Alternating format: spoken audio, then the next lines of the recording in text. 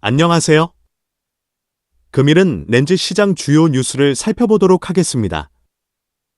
일본 최대 발전 회사이자 세계 에너지 이슈에 대한 최첨단 솔루션을 제공하는 글로벌 리더인 제라는 오늘 미국 내무부 장관 더그 버검, 에너지 장관 크리스토퍼 라이트와 시게이오 여마더 주미 일본 대사와 함께 미국으로부터 연간 최대 550만 톤의 액화천연가스, 렌즈를 조달하기 위한 20년 계약을 체결했음을 지난 6월 12일 발표했습니다. 이번 계약으로 일본 최대 발전업체인 제라사가 호주에 대한 의존에서 벗어나 글로벌 포트폴리오를 다각화할 수 있게 되는 것입니다. 제라사는 20년 계약에 따라 연간 최대 550만 톤의 미국 렌즈를 구매할 계획이며 2030년경에 인도가 시작됩니다. 이 총 수입 규모에는 이전에 보고된 일부 거래와 새로 발표된 계약이 포함된 것입니다. 이번 계약의 규모에 대하여 상세히 살펴보겠습니다. 첫째는 넥스트데킷 코퍼레이션사와의 계약입니다. 수입처는 일본 제라이며 렌즈 프로젝트는 텍사스에 위치한 리오 그란데이 렌즈입니다. 계약 규모는 2M이며 FOB 조건으로 수입하는 것입니다.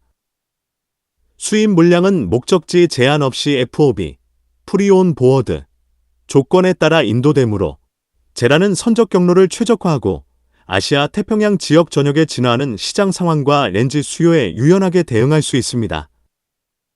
계약 조건은 생산 및 공급이 공식적으로 시작되는 날짜, 코디, 커머셜 아퍼레이션 데이, 이후 20년 동안 렌즈 공급되는 것입니다. 이번 계약은 최종적인 매매 계약으로 법적으로 강제력이 있는 세일즈 앤드 퍼처스 어그리먼트, SPA입니다. 둘째는 카먼헬스 렌즈사와의 계약입니다.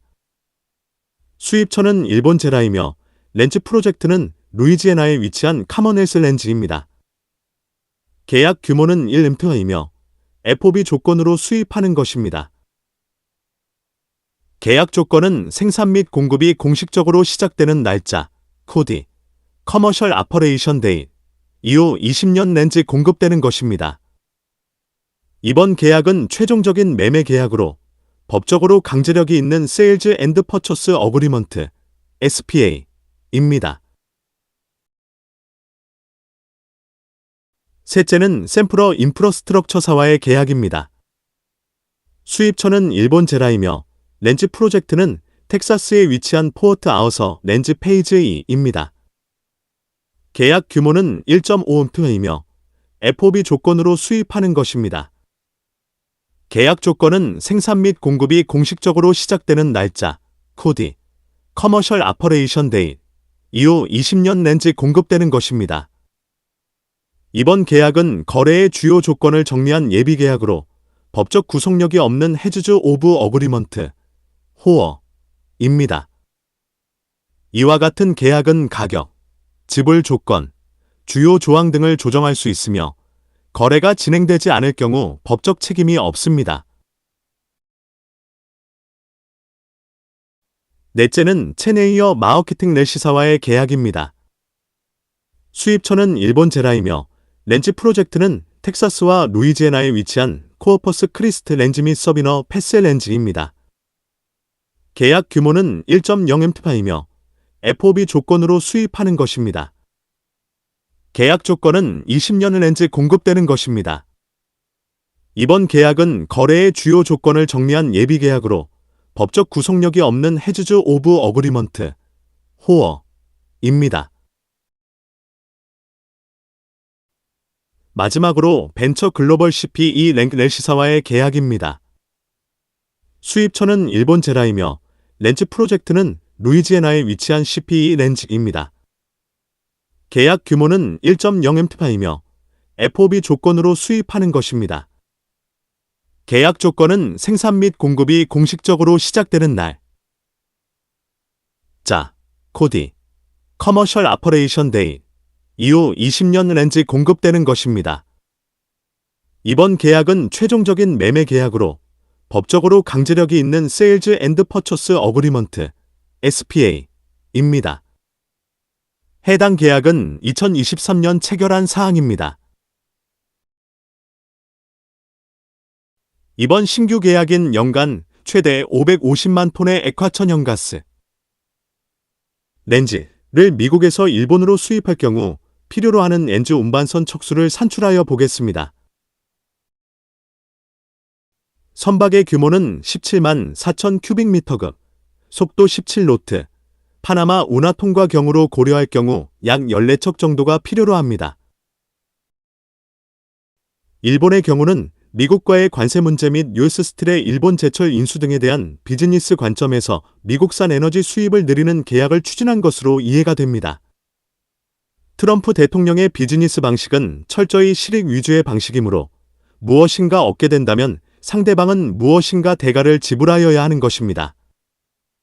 미국의 우방의 경우는 미국산 에너지 원유 및 LNG 수입을 늘릴 것으로 예상이 됩니다. 그 결과로 원유 운반선, LNG 운반선의 수요도 동반 증가하게 될 것입니다. 이것은 중국산 선박을 배제하는 미국 정책에 비추어 한국산 선박의 수요는 늘어나는 효과를 보일 것입니다.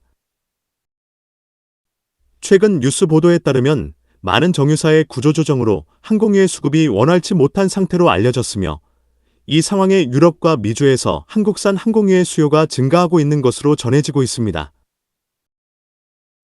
이 경우도 석유화학 제품 운반선의 수요를 촉발시키는 요인이 될 수 있는 것입니다.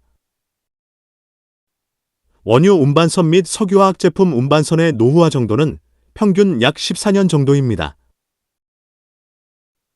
15년 이상 선박은 전 세계 탱커선의 절반 이상입니다.